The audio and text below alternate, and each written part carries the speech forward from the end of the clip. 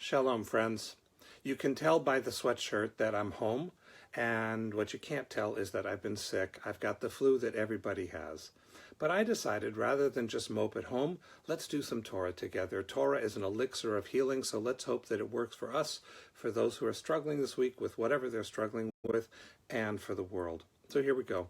This week's Parsha, Parshat Bo, is the second Torah portion in the book of Exodus. And in that portion, Moses has his great moment with Pharaoh. Perhaps the Bible's most famous line, certainly the book of Exodus' most famous line. He says to Pharaoh, "Let my people go, shlach ami." Now, that's such a powerful statement of identification, my people, and I'm tied up with them. And the natural state of being is for you to release them and allow them to determine their own lives. And many of us think of freedom simply in terms of being released from bondage we don't want.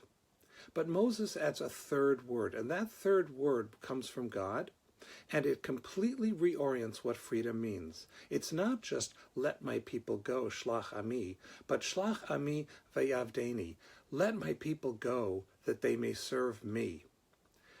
In that transformation, freedom moves away from simply the release from external constraint, from not doing what you don't want to do, which levels all values. If everything is of equal value, then there's no such thing as values at all. But Moses says, no. Freedom is about service. The reason we want to be released from bondage to Pharaoh is not just so we can play and frolic, and that has a good role too sometimes. The reason we want to be free is because we are called to a life of service. Torah, Judaism, religion identifies the holy as that which allows thriving, that which allows life to blossom, that which relishes our diversity and our differences and allows us to contribute to each other.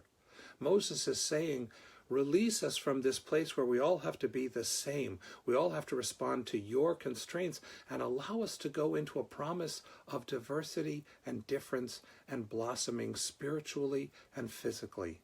That's the service we're called to.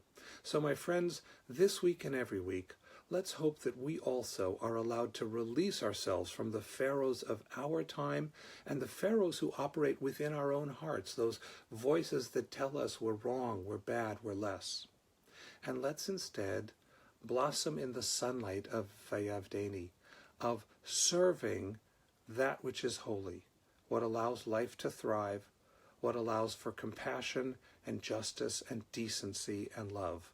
And in that place, like the children of Israel, there too we will find our promise. Shalom.